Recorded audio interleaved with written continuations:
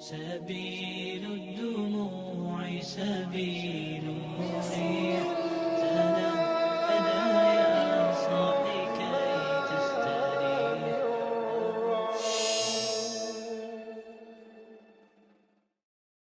الحمد لله رب العالمين والعاقبة للمتقين ولا عدوان إلا على الظالمين وأشهد أن لا إله إلا الله وحده لا شريك له وأشهد أن محمدا عبده ورسوله وصلى الله على نبينا محمد وعلى آله وأصحابه ومن تبعهم بإحسان إلى يوم القيامة. أما بعد, ma'asyiral muslimin, jamaah yang dimuliakan Allah Subhanahu wa taala. Marilah di kesempatan malam yang ini merupakan malam terbaik di antara malam-malam yang lainnya, kita banyak-banyak memuji Allah atas segala limpahan nikmat, rahmat dan inayah pertolongan Allah Subhanahu wa taala sehingga sampai saat ini kita masih dimudahkan Allah untuk bisa melaksanakan kewajiban kita sebagai hamba, abdun dhaifun baina yadayillah, seorang hamba yang lemah di hadapan Allah Subhanahu wa taala. Salawat dan taslim senantiasa kita curahkan kepada Nabiullah Muhammad ibnu Abdullah sallallahu alaihi wa ala alihi wasallam, yang hendaknya kita memperbanyak salawat kepada beliau agar Allah Subhanahu wa taala bisa memudahkan kita untuk mengumpulkan kita bersama Nabi yang kita cintai kelak di padang mahsyar, dan juga bisa berdiri di saf atau barisan Nabi sallallahu alaihi wasallam, dan juga kita berharap bisa bersama atau membersamai Nabi sallallahu alaihi wasallam di surganya Allah Subhanahu wa taala. Jamaah yang dimuliakan Allah, pada malam hari ini insyaallah kita akan bersama mendengarkan dan mempelajari tentang bagaimana para ulama di keheningan malam. Jamaah yang dimuliakan Allah Subhanahu wa taala, kalau kita ingin melihat sejarah, riwayat dan pribadi orang-orang beriman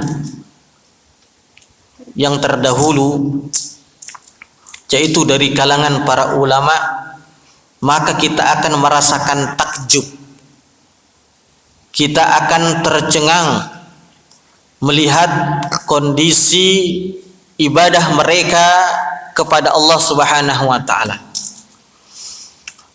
Bukan hanya pemuda sekarang, bukan hanya pemuda sekarang yang mempunyai dunia malam, tetapi para ulama kita juga mempunyai dunia malam dalam tanda kutip. Di antara mereka, jamaah yang dimuliakan Allah, sangat menjaga ibadah kepada Allah, sangat menjaga amalan-amalan sunnah, dan salah satu yang mereka sangat jaga adalah qiyamul lail, yaitu salat malam. Itu yang sangat mereka jaga. Di antara mereka juga ada yang mendirikan di awal malam beribadah kepada Allah. Di antara mereka ada juga yang di pertengahan malam, dan ada juga yang di akhir malam, sesuai dengan kesanggupan mereka dan kemampuan daripada mereka. Jamaah yang dimuliakan Allah Subhanahu wa taala, sehingga hal tersebut menyebabkan keberkahan dan menyebabkan kebahagiaan mereka ketika bersama Allah Subhanahu wa taala di kesendirian mereka. Ya, kebahagiaan. Karena manusia sekarang begitu banyak cara untuk mendapatkan kebahagiaan, tetapi dengan cara-cara yang tidak syar'i, cara-cara yang bahkan dilarang agama, wal iyadu billah. Ya.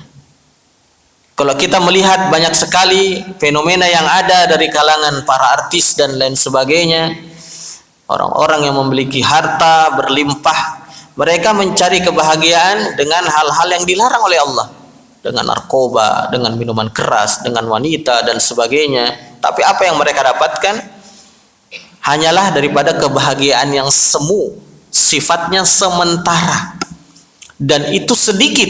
Setelah itu mereka pusing lagi, bingung lagi dan lain sebagainya.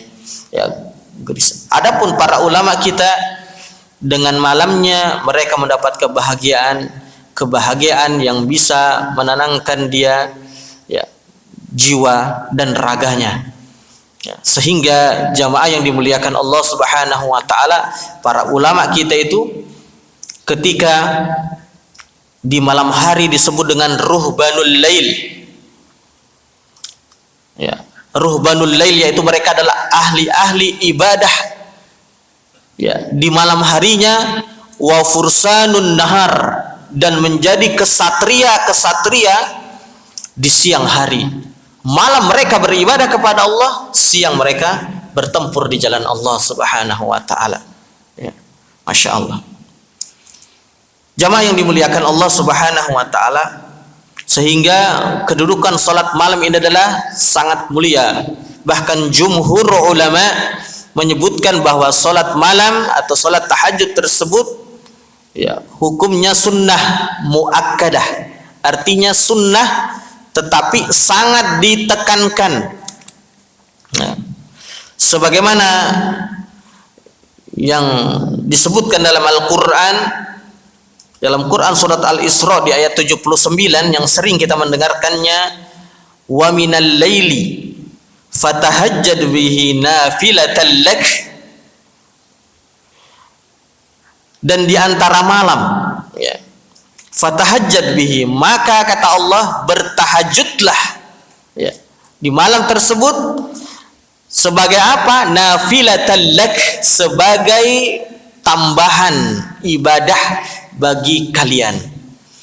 Ya, sebagai tambahan inilah yang menunjukkan bukannya kewajiban tetapi menjadi sunnah, tetapi yang sangat ditekankan, ya, berdasarkan Al-Quran, sunnah dan ijma' kaum muslimin. Jamaah yang dimuliakan Allah Subhanahu wa ta'ala, pada dasarnya menurut Ibnu Hajar Al-Asqalani bahwa hukum asal solat tahajud adalah wajib, hukum asalnya, ya. Tetapi, ya, dengan kebijaksanaan dan hikmah dari Allah Subhanahu wa taala, sehingga hukum tersebut berubah menjadi sunnah muakkadah. Sebagaimana dalil dari Sa'ad bin Hisham radhiyallahu an, dia pernah bertanya kepada Nabi, kepada Aisyah istri beliau, ya ummul mukminin, wahai ummul mukminin, ceritakan kepadaku tentang salat malam yang dilakukan oleh Rasulullah sallallahu alaihi wasallam. Ceritakan kepadaku. Sehingga Aisyah mengatakan, bukankah kamu sudah pernah membaca ayat ini, yaitu ayat ya ayyuhal muzammil, wahai orang yang berselimut, yaitu Nabi sallallahu alaihi wasallam. Ya.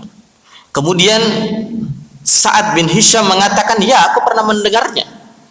Ya. Kemudian Aisyah mengatakan, sesungguhnya Allah Subhanahu wa taala telah mewajibkan salat malam di awal surah ini. Di awal surat itu diwajibkan salat malam. Ya.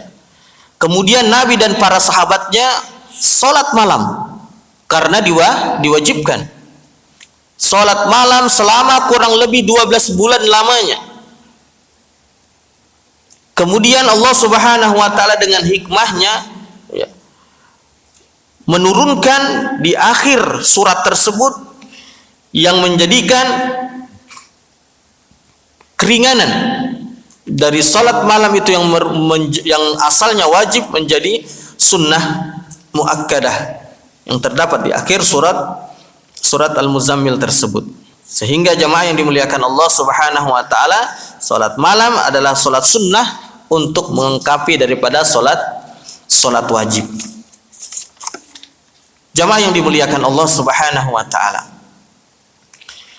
kalau kita ingin bercermin kepada para ulama kita, bagaimana salat malam mereka, sebagaimana yang dikatakan oleh Syekh Ibnul Munkadir, beliau mengatakan, ma baqiya min ladzati dunya illa salas, tidak tersisa bagiku, bagi dia tidak tersisa bagiku kelezatan dunia kecuali 3 katanya. Jadi kelezatan dunia ini yang dia rasakan ini sekarang cuma 3. Apa itu? Apakah harta yang berlimpah? Apakah istri yang cantik? Apakah mobil yang banyak? Apakah kekuasaan dan jabatan? Ternyata jamaah yang dimuliakan Allah, bukan itu. Yang beliau sebutkan yang pertama adalah qiyamul lail. Kelezatan dunia itu yang pertama adalah salat malam. Masya Allah, salat malam menjadi kebahagiaannya di dunia. Mungkin kita dengan iman yang lemah ini jamaah yang dimuliakan Allah, salat malam tapi bukan menjadi prioritas kita sebagai kelezatan dunia. Ya, mungkin bukan menjadi prioritas kita yang merupakan kelezatan dunia. Kemudian beliau mengatakan waliqaul ikhwan, yaitu bertemu dengan sesama muslim. Yang ketiga adalah wassalatu fil jamaah, yaitu salat berjamaah. Itulah 3 kelezatan katanya yang tersisa di dunia yang aku rasakan sekarang. Subhanallah. Ya. Orang seperti ini insya Allah kalau dikasih jabatan yang tinggi tidak menjadikannya orang yang tertipu dengan dunia. Karena apa? Karena cuma 3 katanya sisa kelezatan di dunia ini. Kemudian jamaah yang dimuliakan Allah Subhanahu wa taala, kalau kita juga ingin melihat Malik bin Anas sebagaimana yang diceritakan oleh Al-Mughirah, Malik bin Anas itu pernah sholat malam sendirian. Dia membaca ayat, kemudian dia membaca surat At-Takatsur, surat yang pendek. Alhaakumut takatsur hatta zurtumul maqabir, dan seterusnya. Ya. Tentunya jamaah yang dimuliakan Allah Subhanahu wa taala, para ulama kita terdahulu bukan hanya sekedar membaca tapi tidak tahu maknanya, tidak seperti itu. Dia hanya membaca alhaakumut takatsur, yang artinya bermegah-megahan telah menghancurkanmu, membinasakanmu. Hatta zurtumul maqabir, sampai engkau berziarah, sampai engkau mendatangi daripada kuburan-kuburan atau masuk ke dalam kubur. Dan seterusnya beliau membaca, menangis beliau jamaah yang dimuliakan Allah. Menangis. Kemudian Mughirah menceritakan juga ketika dia melihat itu, dia ulangi lagi sampai akhir dia baca, dia ulangi lagi sampai luar biasanya dia menangis dan dia mengulangi lagi, menangis dan mengulangi, menghayati sekali daripada Quran surat At-Takatsur tersebut sampai sudah dekat dengan fajar, waktu subuh, baru dia ruku. Luar biasanya, itu 1 rakaat ya, cuma At-Takatsur tapi terulang-ulang karena begitu indahnya sehingga dia meneteskan air mata, seakan-akan yang dibicarakan itu hanya kepada dirinya yang telah binasa dari bermegah-megahan. Kalau kita jamaah yang dimuliakan Allah, biasanya ketika kita membaca ayat, ketika kita menyampaikan gini, hanya untuk orang lain, bukan untuk diri kita. Padahal kalau para sahabat dan para ulama kita itu untuk seakan-akan untuk dirinya. Ya. Ya, Allahul musta'an. Sehingga begitu mudahnya mereka mengeluarkan air mata mereka di keheningan malam. Ya. Kalau kita ingin berkaca kepada diri kita dan introspeksi jamaah yang dimuliakan Allah, sudah berapa kali atau kapan kita terakhir menangis di saat sholat kita, di saat ruku kita, di saat sujud kita? Kapan terakhir? Mungkin kita berpikir, kapan ya? Kapan? Ini menunjukkan mungkin sudah cukup lama. Atau mungkin kita mengatakan, nggak pernah saya meneteskan air mata saya ketika berada di dalam sholat. Ya. Maka jamaah yang dimuliakan Allah, tangisi diri kita. Saya tidak mengatakan bapak-bapak, tidak, tapi mengatakan tangis diri saya sendiri, tangisi diri kita masing-masing. Ya. Kenapa kok kita tidak pernah menangis ketika membaca ayat-ayat Allah Subhanahu wa taala, ketika mendengarkan imam dan lain sebagainya membaca ayat-ayat Allah Subhanahu wa taala? Ini berarti ada sesuatu yang kurang connect. Ya, salah satunya adalah kita tidak mengerti daripada apa yang dibacanya. Jangankan itu jamaah yang dimuliakan Allah, mungkin Al-Fatihah. Al-Fatihah yang sering kita ulang dalam sehari minimal 5 kali, minimal berapa kali itu ya, dalam salat kita 17 rakaat. Kita pun mungkin belum tahu artinya. Atau kita tahu artinya tetapi seakan-akan hanya sekedar lewat dan sekedar lewat. Tidak membekas di dalam diri kita. Padahal di dalam Al-Fatihah itu banyak sekali ya pujian kepada Allah Subhanahu wa taala dan banyak sekali doa yang kita panjatkan kepada Allah. Pujian kepada Allah, bismillah, alhamdulillahirabbil alamin, segala puji bagi Allah, Rabb al-alamin, semesta alam. Ar-Rahmanir Rahim, Maha Pengasih Dia ya Allah. Dia Maha Pengasih dan juga Maha Penyayang. Nanti Allah mengatakan ihdinas siratal mustaqim. Itu merupakan doa bagi kita yang didengar Allah Subhanahu wa taala. Ya Allah, tunjukkanlah kepadaku jalan yang lurus. Karena tidak semua manusia sekarang yang hidup. Bahkan na'udzubillah sebagian kaum muslimin pun jalannya dibengkokkan. Diakibatkan daripada fitnah syubhat dan fitnah syahwat.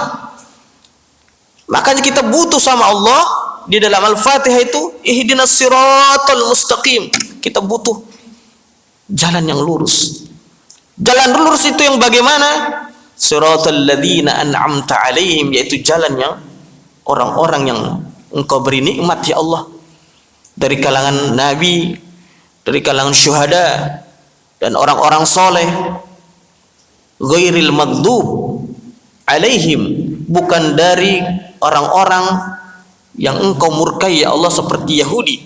Sebagaimana ditafsirkan oleh para ulama, orang-orang yang dimurkai Allah adalah Yahudi. Jauhkanlah aku ya Allah dari jalan Yahudi. Aku ingin jalan yang lurus. Waladhdallin, dan bukan juga jalan-jalan orang-orang yang disesatkan, yaitu Nasara. Ya. Jemaah yang dimuliakan Allah Subhanahu wa taala. Inilah yang perlu kita tadaburi sehingga apa? Kualitas ibadah solat kita itu meningkat.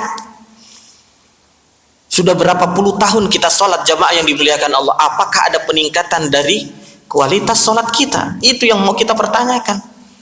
Jangan sampai dari dulu sampai sekarang solat kita pun tidak berbekas di dalam diri kita. Tetap kita gelisah, tetap kita banyak masalah, tetapi bagaimana para ulama kita itu dengan solatnya bisa menyelesaikan masalahnya, yaitu minimal menenangkan daripada hati-hati mereka, yaitu ketenangan dan kebahagiaan yang didapatkan, kebahagiaan yang membawa kepada kebahagiaan di dunia dan juga di akhirat Allah Subhanahu wa taala.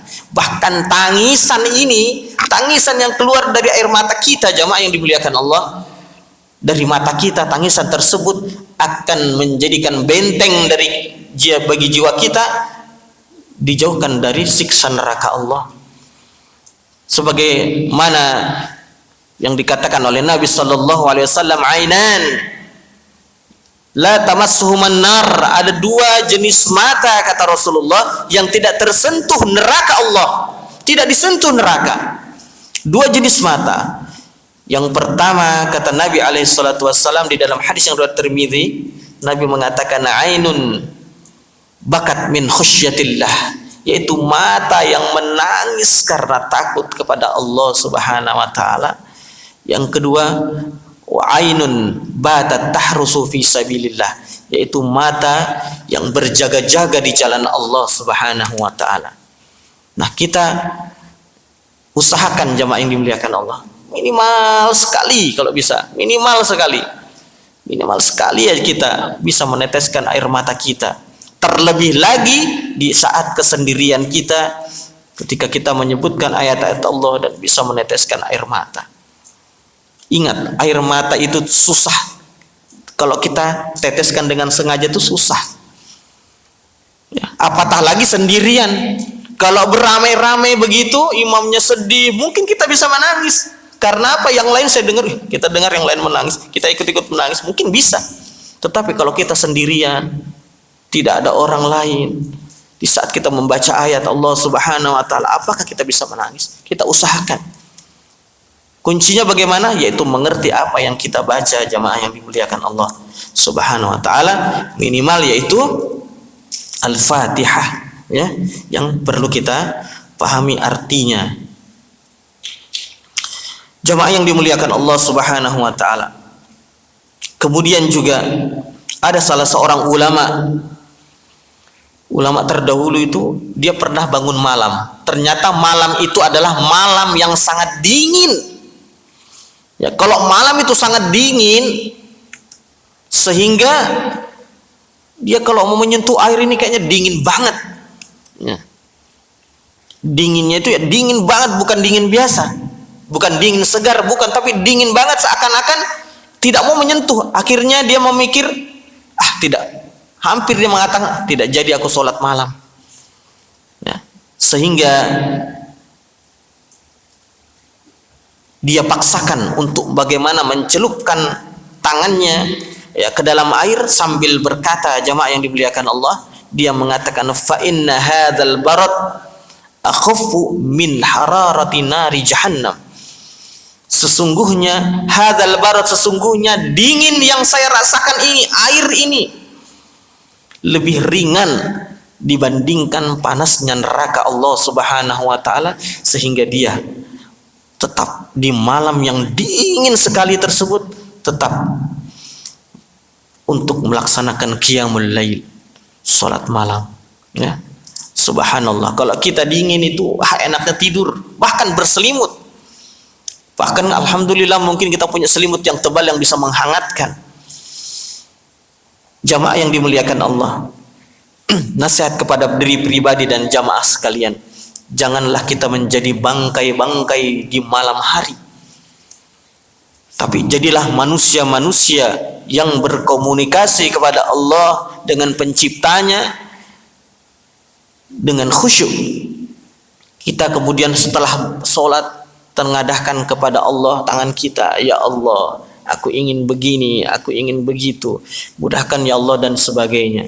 Ya. Ini yang perlu kita cermati, jamaah yang dimuliakan Allah Subhanahu wa ta'ala. Begitu juga saat kematian akan mendatangi Abdullah bin Umar, anaknya Umar bin Khattab yang bernama Abdullah radhiyallahu anhu. Sehingga dia berkata, la yuhzinuni tarku amr dunya illa alal atas fil hijrah wa ladzati qiyamil lail. Aku tidak bersedih, katanya. Ini mau meninggal ini.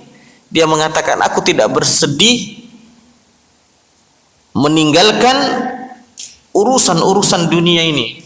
Meninggalkan dunia ini aku tidak bersedih. Jadi aku ini sedih bukan karena itu. Bukan karena ingin meninggal dunia ini. Tetapi yang aku sedihkan adalah hausnya aku dari hijrah. Dan juga hausnya aku mendapatkan kelezatan di dalam qiyamul lail. Ya, jadi qiyamul lail yang dia rasakan selama ini masih kurang, dia masih ingin terus, sehingga yang mengakibatkan dia terhalang lagi untuk qiyamul lail, itu yang menyebabkan dia sedih. Subhanallah.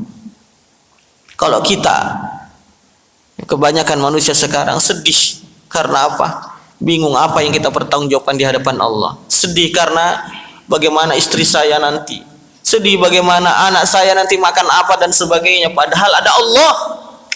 Tapi kenapa kita sedihkan? Ya, mereka yang secara berlebihan. Ya, hendaklah kita sedihkan bagaimana kita tidak bisa lagi untuk melaksanakan ibadah kepada Allah Subhanahu wa taala.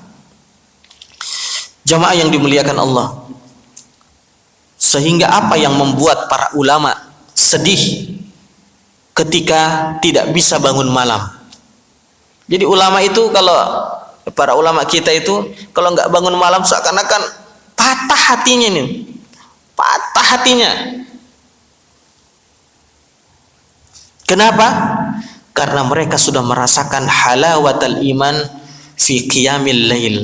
Mereka sudah merasakan kenikmatan atau mereka sudah merasakan manisnya keimanan ketika mereka sholat malam mereka. Makanya mereka kalau tidak sholat malam seakan-akan ada yang hilang, ada sesuatu yang sangat berharga yang hilang, ya, seakan-akan seperti itu. Allah Subhanahu wa taala mengatakan, tatajafa junubuhum 'anil madaji' yad'una rabbahum khaufan wa tama'a.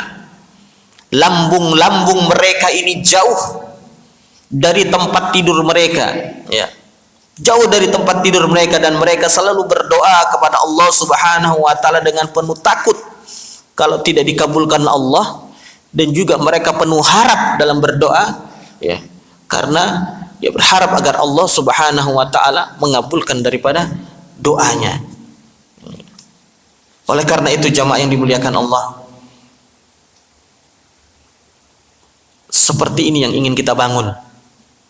Ayo kita bangun pribadi-pribadi yang bisa untuk melaksanakan daripada qiyamul lail.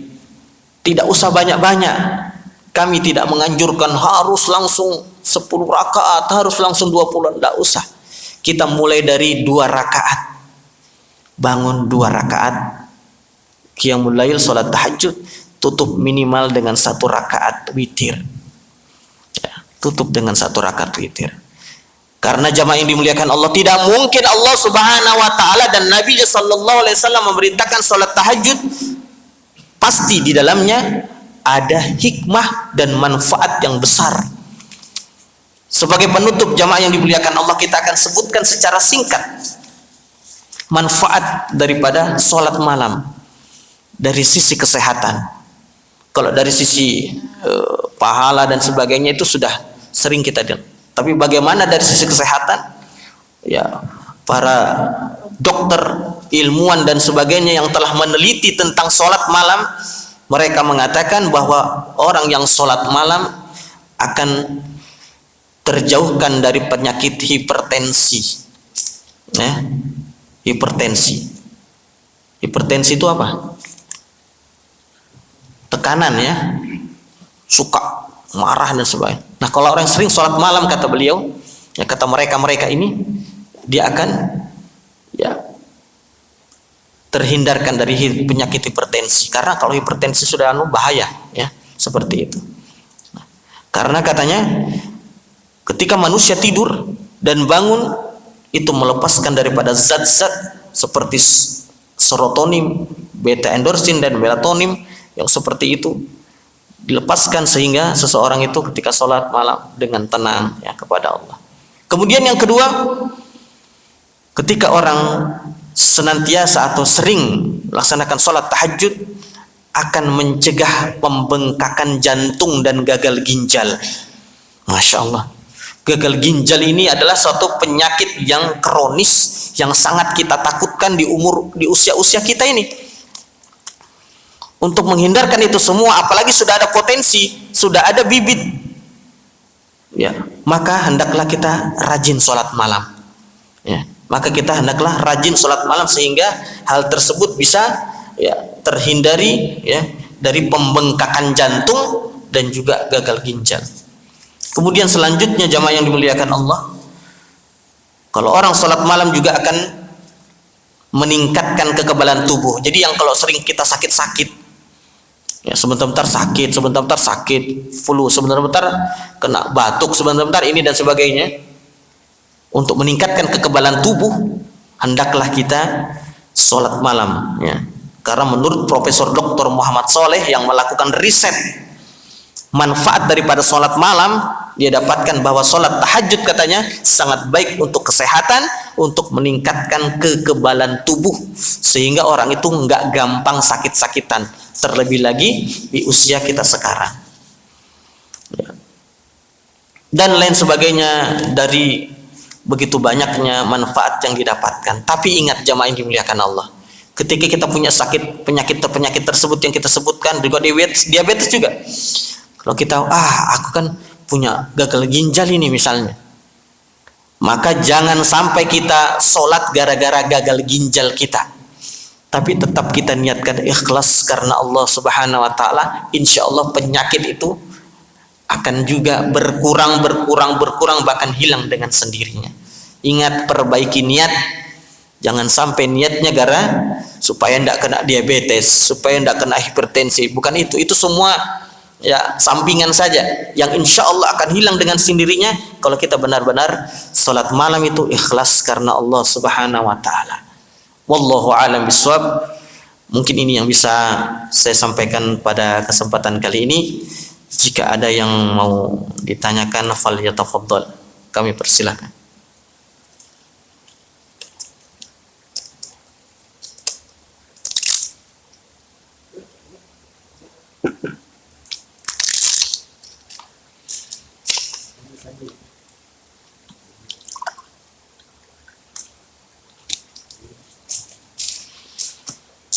Bismillah.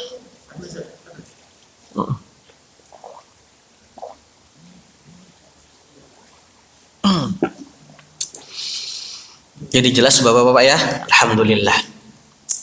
Thaib, mudah-mudahan pencerahan kali ini bisa bermanfaat bagi diri anak pribadi dan juga jamaah sekalian. Dan mudah-mudahan ini awal titik balik kita bisa menjadi yang lebih baik untuk meningkatkan kualitas ibadah kita kepada Allah Subhanahu wa Ta'ala, dan menjadikan solat-solat tahajud kita sebagai penutup dan penambal daripada solat-solat kita yang selama ini banyak kekurangan sana dan sini. Amin Allahumma amin. Hadanillah wa hadakumullah wa barakallahu fina. Mari kita masing-masing tutup dengan doa kafaratul majlis. Subhanakallahumma wa bihamdika asyhadu an la ilaha illa anta astaghfiruka wa atubu ilaik. Wa akhiru da'wana anil hamdulillahi rabbil alamin. Assalamualaikum warahmatullahi wabarakatuh. سبيل الدموع سبيل